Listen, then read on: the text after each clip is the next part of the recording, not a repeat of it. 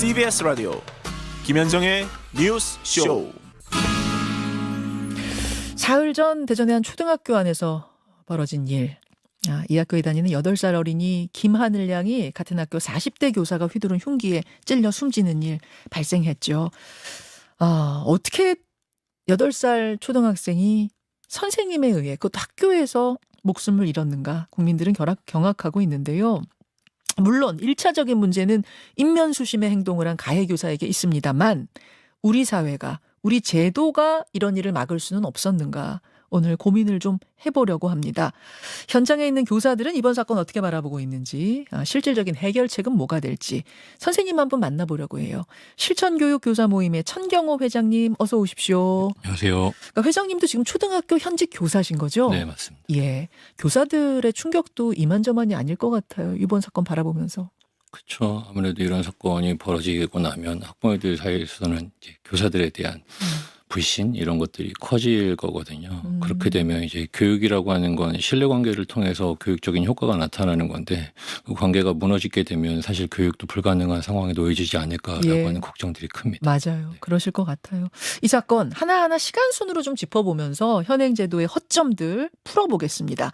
첫째, 어떻게 복직을 했는가 이 부분인데요. 이 문제의 A 교사 이미 5년 전부터 정신과 치료를 받아왔는데 회복과 재발을 반복하다가 2023년 여름경에 우울증이 악화되면서 2023년 그러니까 작년 1월부터 집중 치료를 받았다는 겁니다.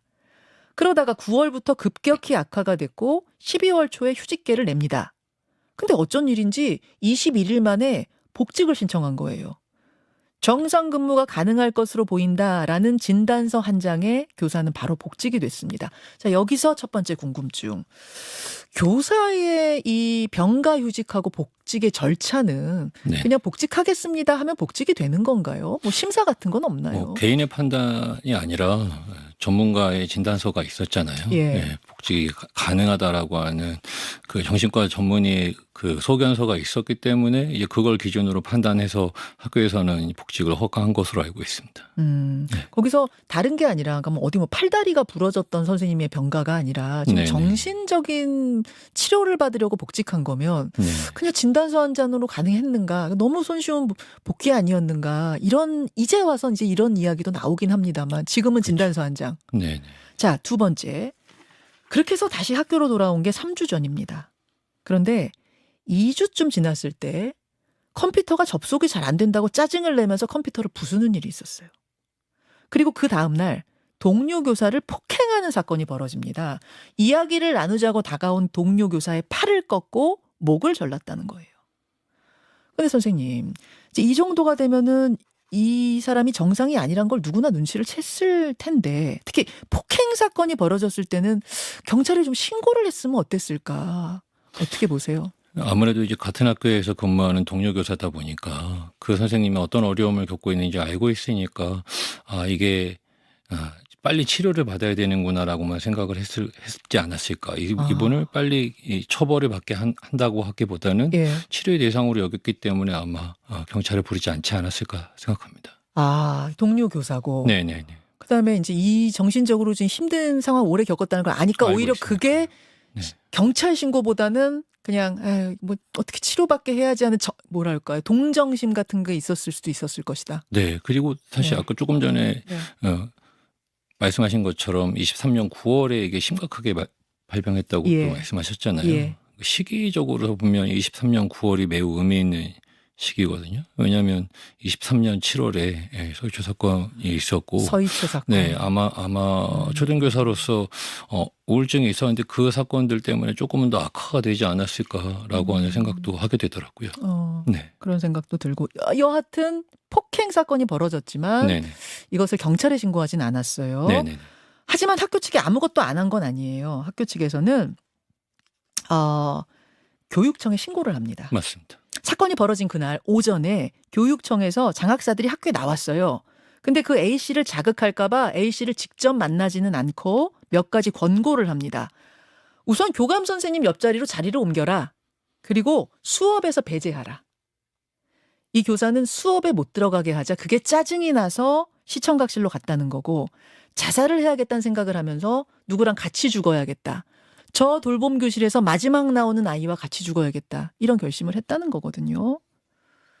그러니까 저는 이 과정을 쭉 보면서 이제 몇 가지 놓친 기회들이 보이는 거예요. 우선 다른 것도 아니고 폭력 사건, 교내 폭력 사건에 휘말린 교사라면 이걸 자체 해결할 게 아니라 교사한테 알아서 개인적으로 신고하라 할 게 아니라 좀 의무적으로 경찰 신고하는 이런 걸 좀 만들어놨었으면 어땠을까? 요거 하나 하고. 또 하나는 교육청에 신고했을 때 좀 더 교육청에서 적극적으로 뭔가 분리 조치, 즉각 분리 조치, 뭐 즉각 귀가 조치 이렇게 좀 적극적인 행보를 취할 수는 없었는가? 두 가지 어떻게 보십니까? 일단 교내 폭력 사건이 벌어지면 의무적으로 신고하는 것에 대해서는 뭐 찬성입니다. 그게 무슨 말씀이냐면 사실 예. 학교 안에서 이뤄지는 여러 가지 폭력 사건들이 되게 많았거든요. 지금은 이제 교사에 의한 학생 살해 사건이 벌어졌지만 그 이전에는 뭐 이제 학교 내에서 이제 학생들이 교사를 폭행하거나 또는 학부모들이 교사를 폭행하거나 이런 사건들이 벌어졌죠. 있었어요. 예. 네, 근데 단 한 번도 사실은 그런 바로 의무적으로 신고해서 절차가 이루어진 적은 없었습니다. 네, 대부분 이제 사후에 이제 교육청에 이야기하고 그래서 사후에 이제 그런 고소 절차를 거쳤던 거지 그 즉시 신고가 이루어져서 바로 처벌이 이루어졌던 건 거의 없었던 걸로 알고 있거든요. 그러다 보니까 일단 그 교내 폭력 사건에 벌어지면 무조건 의무적으로 신고하는 제도는 반드시 필요하지 않나. 그리고 교육청에서 할 수 있는 조치로 일단 교육활동으로부터 분리되도록 하도록 했는데 사실 이때는 지금 학기 중이잖아요. 아이들이 중이에요. 수업하고 예. 있는 와중이고 예. 선생님들이 대단히 바쁜 상황이고 네, 이 학교는 지금 방학이 아니었습니다. 맞습니다. 예. 네, 네. 그래서 아마 그 선생님을 따로 이렇게 내보낼 만큼 그렇게 적극적인 조치를 하기에는 너무 학교가 바쁘게 돌아가고 있지 않았을까. 그렇다면 교감생 입장에서는 그 본인의 최선으로 이제 자기 자리 옆에 두는 것으로 아마 학생들이 문제를 일으키는 학생들을 교사 옆에 두는 방식과 똑같이 아마 교감 선생님이 그 선생님을 대하지 않으셨을까. 왜냐하면 사실 교사가 학생을 살해할 거라고는 누구도 상상을 못했을 테니까요. 사상 초유의 일이죠. 맞습니다. 그러니까 제가 계속 말씀드리지만 1차적인 문제는 네네네. 이 A씨, 이 네네네. A 교사 본인에게 있는 건 맞아요. 맞습니다. 다만 이런 정말 상상할 수도 없는 일이 또 벌어지는 건 막아야 하니 맞습니다. 이 기회에 우리가 보완할 부분들을 찾자는 건데 네네네. 결론적으로 좀 정리를 하자면 이 교사가 이상하다는 건 모두 다 눈치챘지만 이런 심각한 상황이 벌어지기 전까지는 강력한 조치를 취할 별다른 수단이 방도가 없다. 없었다. 네. 수단이 없었다. 의무 조항이 없었다. 이거거든요. 네네. 그냥 학교가 할 수 있는 거라고는 교육청에 신고하는 거. 네. 교육청에서도 다른 것도 아니고 수업에서 배제하세요. 교감선생님 옆자리에 앉히세요. 이 정도. 네. 선생님, 그래서요. 그 부분에 있어서 현장에 계신 분으로서 어떤 부분이 좀 필요하다 보십니까? 아무래도 그런 교내 폭력 사건, 그러니까 폭력 행위, 그러니까 타인을 공격하는 공격 행동들, 뭐 기물을 파손하거나 또는 타인을 폭행하거나 하는 신체상의 상해를 가하는 그런 행위를 했을 때는 교육 활동으로부터 아예 일체 배제하고 즉각 배제. 네네, 즉시 배제하고. 지금도 보면은 근데 교실에는 그러니까 수업은 하지 마세요까지는 맞습니다. 했거든요. 그 정도가 아니라 네. 아예 집으로 돌려보내는 정도의 분리 조치. 그런 요건들을 좀 전문가 집단들과 같이 논의를 해서 절차를 좀 제대로 마련하는 것이 필요하지 않나라고 생각이 되거든요. 아하. 그냥 물론 이제 이런 사건이 벌어지면 즉시 분리하자라고 하는 게 사실 가장 현실적인 대안이지만 그 즉시 분리의 요건에도 되게 중요한 그 인권 침해 요소들이 들어갈 수 있으니까요. 그렇다면 여러 전문가들과 같이 논의를 통해서 좀 그런 절차적인 과정들을 마련해야 되지 않을까라고 생각이 됩니다. 예. 아까 말씀하신 것처럼 다른 것도 아니고 폭력 사건을 저지른 맞습니다. 교사, 그것도 교내 폭력 사건. 이럴 때는 경찰에 바로 신고하는 이런 네네. 조치가 강제적 조치. 네네. 그다음에 느낌이 이건 아니야. 모두가 동의할 정도의. 네. 물론 그것도 심의 절차가 있어야겠습니다만 그 정도 상황이라면 지켜보는 게 아니라 즉각 분리, 강력 조치를 가능하게 하는 무언가가 있어야 된다. 네네. 지금 교육당국에서도 하늘입법 추진하겠다라고 밝혔어요. 정신질환 등으로 교직 수행 불가능한 경우 직권휴직 가능하게 한다. 복직 시에는 정상근무 가능한지 확인하는 절차 가진다. 폭력성 등 특이 상황 보이면 교육당국이 적극 개입한다. 이 정도면 되겠습니까? 단기적으로는 이제 그러니까 어떤 사안이 발생했을 때 사후 조치로는 그게 대안이 될 수 있을 거라고 봅니다. 근데 이제 사실 이런 경과에 이르기까지의 과정이 예. 저는 더 중요하다고 보거든요. 예. 네. 지금 사람들 사이에서는 이제 우울증 질환을 가지고 있는 사람이 이제 살해 행위를 했다라고 하는 것에만 포커스를 두고 있는데 사실 살해 동기가 충분히 밝혀진 건 아니잖아요. 네. 그리고 그런 결과를 만들었을 때 그 결과에 이르는 과정들에 대해 좀 관심을 갖고 많은 교원들이 좀 건강한 정신 건강을 많은 교원들의 정신 건강에 좀 더 관심을 갖고 그런 건강한 정신 건강을 가지고 이제 교직에 임할 수 있도록 환경을 구축하는 일에 이제 조금 더 교육부가 관심을 갖고 예산과 인력을 투자해야 되지 않나라고 하는 생각이 듭니다. 아. 네. 교원들의 정신 건강 부분에 네. 미리미리 신경 쓰는 어떤 제도 같은 건 없나요? 없죠. 예를 들면 이런 겁니다. 지금 아까 말씀하신 질병휴직위원회 또는 뭐 질환교원심의위원회 같은 경우도 예. 사실 제가 교직 경력이 20년이 넘었지만 그런 것들이 있다라는 걸 처음 알게 됐거든요. 제도 왜냐하면 조정실. 이런 사건이 또 처음이기도 하고 네. 또 무엇보다 도 학교 안에 위원회들이 대단히 많습니다. 맞아요. 각종 업무들이 많다 보니까 이런 위원회가 있다라는 걸 알려면 누군가가 말해주거나 내가 직접 그 매뉴얼을 찾아서 공부하지 않는 한 알 수 있는 길이 없다라는 거죠. 불필요한 업무들이 오히려 이런 응급한 상황에서 적절한 조치를 취하는 데 있어서 장애물로 기능할 가능성이 훨씬 더 높다라는 겁니다. 아하. 네, 그렇다면 이거는 구조적인 문제잖아요. 네. 이런 구조적인 문제들에 대해서 교육부나 이제 그 교육행정기관들이 현장교원단체들과 같이 논의를 통해서 구조를 개선하는 역할들도 같이 병행을 해야 하는 것이지 이미 그런 교직 생활과 또 여러 가지 개인적인 사유를 통해서 정신질환을 얻은 사람들을 가지고 네. 그 사람들을 가려내고 치료하고 처벌하는 데에만 초점을 둬서는 안 된다고 보는 겁니다. 좋은 부분 지적하셨어요. 네. 요 이야기는 선생님 한 5분 정도만 더 시간 주시면은 네. 유튜브로 조금 더 이어가 보도록 하겠습니다. 알겠습니다. 고맙습니다. 자, 유튜브로만 조금 더 이어가려고 합니다. 광고 나가는 동안에도 우리 천경호 선생님하고 제가 여러 가지 이야기들을 많이 나눴는데 선생님도 그 말씀을 하시는 거예요. 이번 사건이 너무 사상 초유다.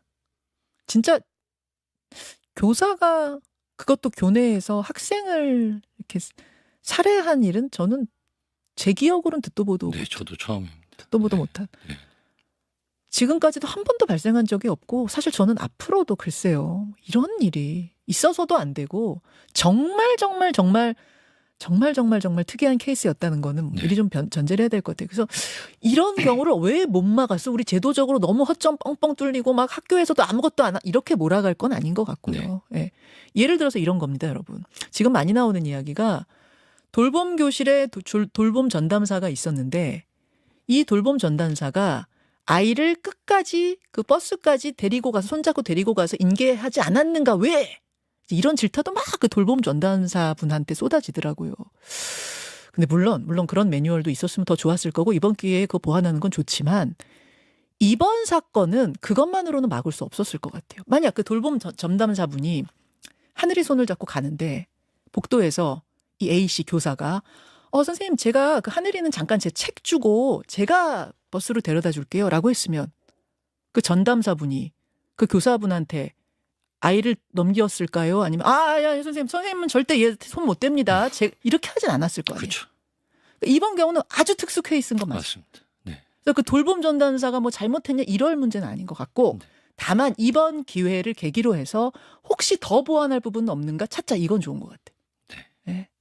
그 돌봄 전담 이야기가 나온 김에 그 이야기 조금 하고 다른 이야기로 넘어가겠습니다. 네. 그 이제 맞벌이 부부들이 네. 저도 맞벌이니까 이런 굉장히 감정이입이 많이 돼요. 이번 사건에 아이들 키우는 일이 정말 어려운 일이고 우리 저출산도 사실 이 문제를 해결해 주지 않으면 해결되지 않을 거다라는 얘기를 늘 하는데 현장에서 초등학교 선생님 보시기에는 이 부분은 어떤 부분들이 보완돼야 될 거라고 보십니까? 아이들 등하교 문제의 책임이 사실 누구에게 있는가가 또 핵심이 되지 않을까 네. 생각이 됩니다. 이제 해외 같은 경우에는 아이들이 직접 네. 학교까지 데려다 주고 또 학교에서 데리고 오는 걸 이제 보호자의 책임으로 이렇게 명시하고 있거든요. 만약에 그 책임을 다하지 않았을 때는 이제 방임으로 이제 오히려 학부모에게 책임을 따져 묻는 거죠. 근데 사실 우리나라는 그런 것들이 보호자들이 그런 책임을 다하도록 사회적으로 구조가 잘 만들어져 있지 않고 또 예를 들면 그 요즘에는 그 등하원 도우미를 쓸 만큼 예. 그렇게 학부모들이 아이들을 이제 등하교 시키는 것조차도 사실은 매우 부담스러워 하거든요.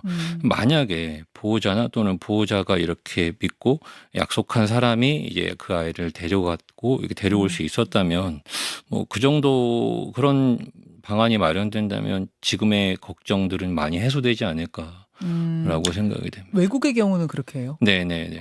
근데 이제 맞벌이 부부들은 사실은 그게 마땅치 않아서 맞습니다. 맡기는 거거든요. 네네네. 내가 그 4시까지 퇴근이 안 되는데 맞아요. 지금 몇 시까지 돌보는지 정확히는 모르겠습니다만 내가 퇴근이 9시인데 오늘 밤. 네네. 그럼 이 아이를 데려가 가지고선 얘를 어떻게 우리가 이제 이런 문제들이 발생하니까 네네. 이건 또 어떻게 해야 되는 것인가. 뭐 이런 부분들이 꼬리에 꼬리를 물고 이번 기회에 고민을 하게 돼요. 학부모들의 처지 반드시 고려를 해 주셔야 되고 하지만 선생님들 입장에서는 또 어떤 것들이 좀 지원이 돼야 될까. 그리고 이런 말도 안 되는 경우가 벌어지는 것을 어떻게 막을 것인가까지 좀 돌봄 교실에 대해서도 생각을 해봐야 될 것 같습니다. 사실 이 돌봄 네. 문제에 대해서 조금 생각을 조금 더 넓혀야 된다고 보는 게 예. 지금은 초등 또는 비장애 아동에 대한 돌봄만 이야기하고 있잖아요. 사실 돌봄에 대한 이슈는 장애 아동이 훨씬 더 크거든요. 근데 이제 그렇다면 영유아부터 해서 노년기까지 모든 세대의 돌봄이 필요한 사람들이 대단히 많아지고 있음에도 불구하고 이들을 종합적으로 좀 이렇게 돌봄에 대한 전문 인력들이 지원할 수 있는 체제가 미비하지 않나? 그냥 자꾸 이런 사건이 벌어지면 요때 요게 필요하니까 그때그때마다 아주 조금씩 예. 바뀌어요. 네. 사회가 바뀌고 바뀌다 보니까 이런 안전망이 제대로 구축되지 않는 것이 아닌가라고 하는 걱정이 있거든요. 그래서 사실 작년인가 재작년부터 이제 돌봄청에 대한 이야기가 나오는데 돌봄청이요. 네. 영국 같은 경우에는 사회적으로 고독의 문제가 되다 보니까 고독부를 만들었잖아요. 우리 사회의 가장 큰 문제가 돌봄이라고 저는 생각하거든요. 아주 어린 아이들부터 노년층까지 이제 간병 또는 뭐 여러 가지 아이들이 어려운 그 등하원이라든지 또는 아이들 커가면서 겪는 여러 가지 보호자들이 부재한 영역들이 많은데 특히 장애아동 같은 경우에는 더더군다나 학교에서 통합교육을 하는 데 있어서도 전문적인 지원 인력들이 필요함에도 불구하고 이걸 학부모들이 그때그때마다 각 지역교육청에 계속 요구를 해야만 그런 수요들이 만들어지고 있는 측면들이 크거든요. 그렇다면 이 전 세대를 아우르는 돌봄의 수요에 대해서 좀 국가적인 차원의 조사와 지원 그런 체제들이 마련이 되어야 되지 않나. 네, 그런 것들이 좀 온 사회가 좀 관심을 갖고 해야 되지 않나. 물론 이번 사건과는 좀 별개의 이야기입니다. 맞습니다. 별개의 이야기지만 이야기가 나온 김에 또 그냥 사건과 관련된 부분만 조금씩 땜질하듯이 가지 말고 이번 기회에 좀 들여다보자라는 좋은 말씀이셨어요. 다시 좀 이야기를 돌려서 좀 많은 시간이 있진 않죠. 뒤에 경구쇼가 있죠. 왜 이 정신적으로 큰 문제가 있었던 이 A씨, 이 교사는 21일 만에 학교에 그렇게 돌아올 수 있었고 또 학교에 돌아와서도 그런 이상한 이해할 수 없는 행동들을 했는데 왜 즉각 분리 조치가 되지 않았는가? 이 이야기를 우리가 하나하나씩 좀 짚었는데요. 그 과정에서 말씀하셨던 게 강력하게 이런 사람들에 대해서 즉각 조치하고 뭔가 조치를 강제적으로 할 수 있는 제도가 일단 마련되어야 될 거라는 거 아까 분명하게 말씀하셨습니다. 즉각. 여기서 중요한 건 즉각입니다. 그리고 강제적으로 할 수 있는. 공격 행동에 대해서. 예. 거기다 덧붙여서 이런 상황들이 좀 벌어질 이 사람의 경우는 이 A 씨의 경우는 이게 학교에서 벌어진 어떤 원인에 의한 건지 아니면은 뭐 개인적인 이유인지 알 수 없어요 아직은. 맞습니다. 알 수 없지만 혹여라도 학교 안에서 이런 교원들에 대한 어떤 뭐랄까요? 지원 이런 사람이 생기지 않도록 하게 하기 위한 방지책 같은 것도 좀 같이 마련됐으면 좋겠다 하셨어요? 네. 예, 그건 어떤 걸까요? 지금 우울증을 가진 교사가 이제 학생을 살해했다라고 하는 사건만 알려져 있을 뿐 이 살해 동기라든지 어떻게 이렇게 어려운 상황에 처하게 되는지 그 과정에 대해서는 사회적 관심이 없거든요. 그러다 보니까 사람들이 이제 우울증을 가지고 있으면 당연히 사람을 살해하지 않을까라고 하는 불안이 되게 커지고 있는 거죠. 사실 그건 아니라고 맞습니다. 우울증은 자기 자신에 대해 위축되고 자기 자신을 해야 하는 건 있을지언정 막 보통 이렇게 되지는 않는데요. 다른 사람에 대해서. 그렇다면 이 사건에 대해서 전문가 집단들과 충분한 논의를 통해서 원인을 좀 규명해야 되고요. 그건 이제 그런 사람들이 발생하지 않도록 않도록 하기 위한 환경을 마련하는 일이 더 중요하지 않을까. 뭐 예를 들면 이런 겁니다. 이제 질환교원심의위원회라든지 네. 또는 질병휴직위원회라든지 이런 것들이 존재한다라는 것 자체를 사실 저는 몰랐거든요. 교직 예. 경력이 20년이 넘었어도. 왜냐하면 학교 안에 수많은 위원회들이 있다 보니까 그 법령이 강제하는 수많은 위원회들을 운영하고 집행하는 데 있어서 거기에 주의를 기울이다 보니까 정작 필요한 시기에 필요한 위원회의 활용을 하지 못하는 상황에 놓여진 거죠. 그건 수많은 교사들이 그만큼 어려운 상황에 놓여 있다라는 뜻이고 공동체들이 서로 같이 그런 각자 겪는 어려움들, 학생 지도나 또는 학부모 상담이나 또는 개인적인 어려움, 고충들을 일상적으로 동료 교원들과 나눌 수 있는 환경이 마련되어 있지 않아서 그런 안전망이 없어서 생긴 문제는 아닐까. 그렇다면 정신과의사협회나 또는 상담심리학회나 그런 전문가 집단들과 현장 교원 단체들이 같이 모여서 구체적으로 어떻게 하면 전체 교원의 정신건강을 향상시킬 수 있는 환경을 만들 것인가에 대한 논의를 좀 더 구체화시켜야 하고 거기에는 교육부가 적극적으로 나서서 그거에 따른 예산이나 인력을 좀 편성해야 되지 않나 이렇게 생각합니다. 알겠습니다. 알겠습니다. 자, 오늘 여기까지. 뭐 이야기가 조금씩 더 전말이 드러나고 있으니까요. 그때마다 현장에 있는 교사로서 이 이야기는 조금 더 필요할 것 같습니다 하는 부분이 있으면 저희한테 연락 주세요. 이번 기회에 그냥 이런 끔찍한 사건이 있었습니다. 경악할 일입니다 하고 넘길 것이 아니라 보완할 부분들은 보완하고 개선하고 갔으면 좋겠습니다. 선생님 귀한 시간 내주셔서 감사드리고요. 저도 천 선생님과 함께 물러가겠습니다. 여러분 이어서 경제댓글쇼 방 바꿔서 함께 하시면 되겠습니다. 선생님 고맙습니다. 네, 고맙습니다. 여러분 고맙습니다.